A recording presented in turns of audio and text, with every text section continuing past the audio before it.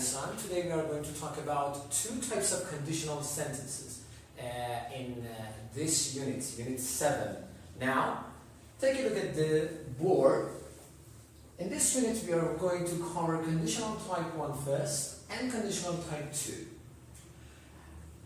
In the first part, as you see, we want to use the conditional sentence to talk about possible future situations and its consequences. So, it's used when you are going to talk about the possible future situation. So, it means it's going to happen, but we are not sure about.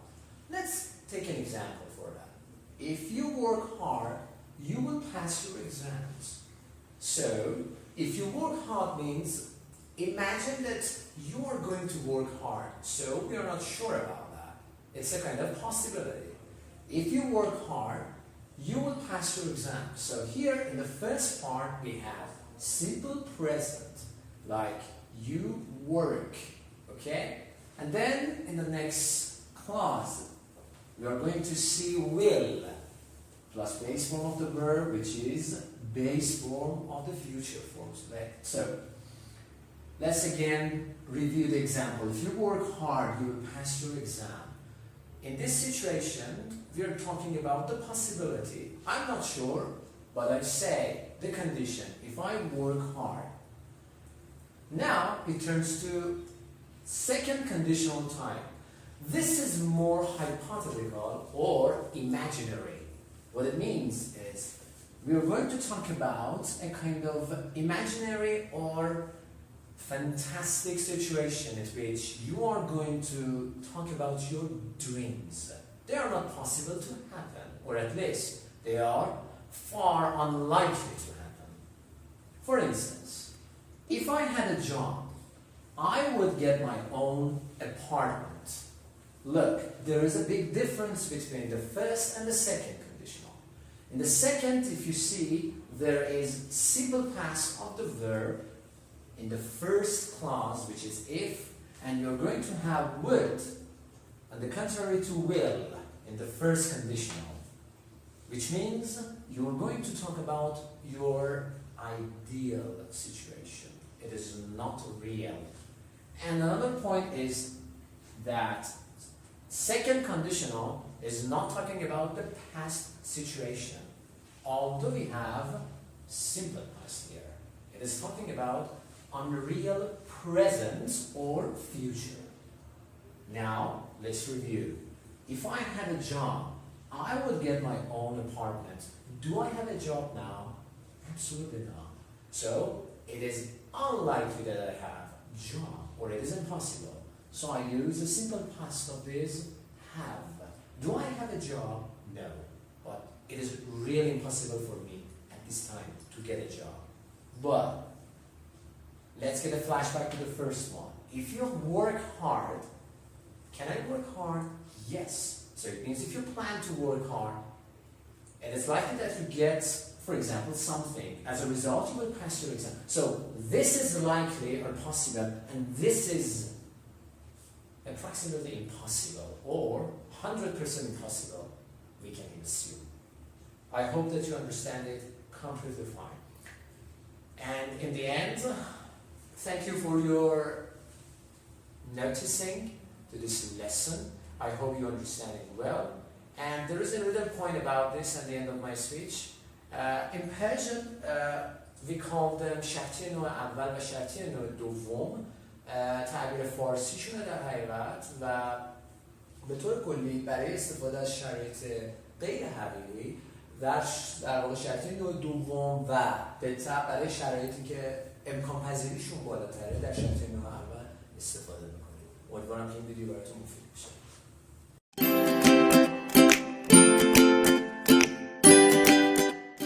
Now let's go to another lesson, which is about gerund form. Let's look at the word here. There are some verbs in English that are followed by gerund or verb plus ing. First, take a look at the meaning of gerund. Gerund is the combination of verb and the ing at the end of the verb. So, for example, if you want to say go, the gerund form is going. Or For example, travel, traveling, the gerund form. Now, the verbs that I write here are talking about the verbs that are followed by gerund. There you are going to use these verbs before them. For example, let's take a look at the verbs list and then I will come with the examples below. Finish, hate, love, mind, avoid, enjoy, feel like, and stop. These are the famous verbs in this list that they are followed by, gerund after them. So let's take an example with that. I enjoy studying English. Let's see. Enjoy is in this group. So the verb which is followed by enjoy gets ing. So we need to put ing after study. If I'm using enjoy, I enjoy studying English. Or we have another example with, for example, finish. Let me finish speaking and then we will discuss the issue. Let me finish speaking and I will discuss the issue. Then, for example, we have love. I love studying books or studying English, for example, or French language. Another example is avoid. If you do not avoid smoking, you will hurt yourself. Avoid smoking as much as possible. Avoid smoking. After avoid, I have to use the gerund form of smoke.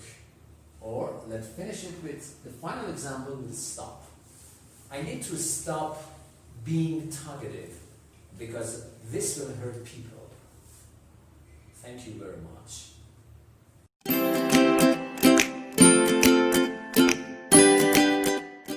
Hello folks, welcome to another lesson with me. I'm going to talk about another new grammar that a majority of the students have problem with that. So let's get started. The first lesson that I'm going to talk about is reported speech. What is the meaning of reported speech? تو فارسی بهش میگیم نقل قول. It is about reporting someone's speech from the main sentence to the different sentence. For example, imagine I say I like traveling, or another person said I like traveling. Now I want to report and say this sentence in a different way. So I want to report this sentence to another guy. For example, I like traveling, and I say he said that he liked traveling.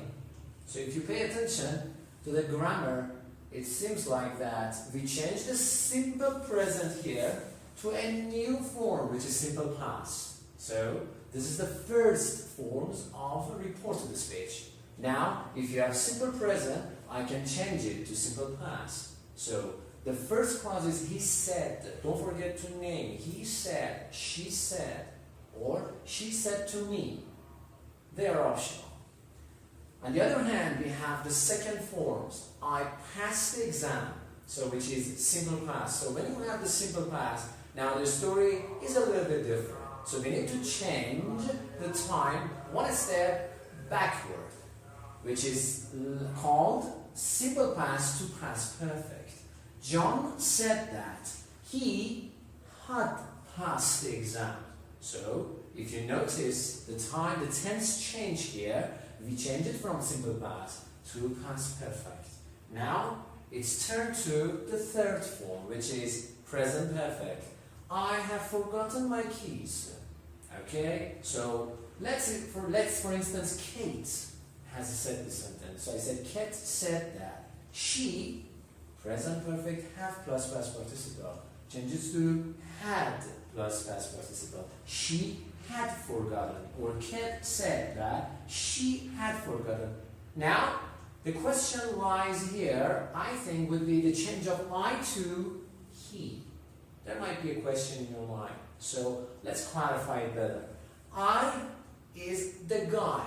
Here is, for example, Amin. said, I like traveling. So I is Ami. Now I want to report his speech. So I changes to he. In this example, Kate is a lady. So I say, I changes to she or the name. I hope you understand it. Now, it's your turn to make an example with the reported speech. So, let's review a little bit more. Again, when we have simple present, we change it to simple past. And then we have simple past, we change to past perfect. And again, if you have present perfect, you change it to past perfect. Thank you very much. I hope you enjoyed it very much. Now try to practice enough to make sure that you understand it well.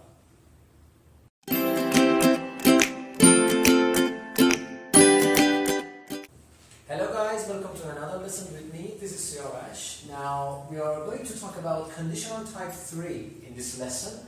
As you remember, we talked about first conditional and second conditional in prior lessons. Now, the third one, which is, I think, more important than the other twos, is conditional type 3.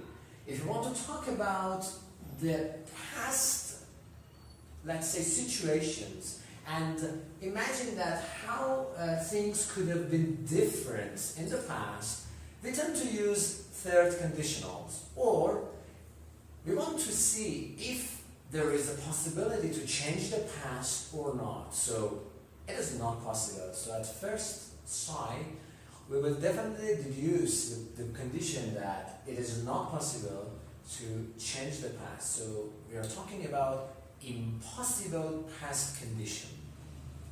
Keep in mind. Let's come up with an example. Yesterday, I got up late and missed the train.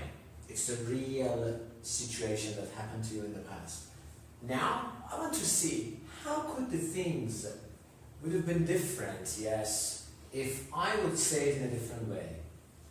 I got up late and missed the trains. Now I say, if I hadn't got up late, so, did I get up late? Yes, I got up late. So I say, if I hadn't got up late, I wouldn't have missed the train. The difference in the structure is using the past perfect in the if clause and also using the would plus have plus past participle in the would clause or in the second clause. I'm talking about the situation that is not possible to change. Let's review. Yesterday I got up late, so here I'm emphasizing or stressing on getting up late. So I say if I hadn't got up late, if I hadn't got up late, so it means you got up late. So here I use past perfect. And in the second clause, I use the would plus have plus past participle. So it is the result of this condition. If I hadn't got up late, I wouldn't have missed the train. So unfortunately, I missed the train, and it is not possible to change it. In another example, we can say, if I had known about the meeting, I would have gone. So it means you missed the meeting or you didn't go, and so you didn't have information about that. So you said, if I had known about the meeting. So it means that I was not informed of the meeting. So you're going to change the past. Is it possible? Definitely not. And this is the end of this lesson. I hope you got it well. Try to practice and make more examples in order to understand it better. Thank you very much.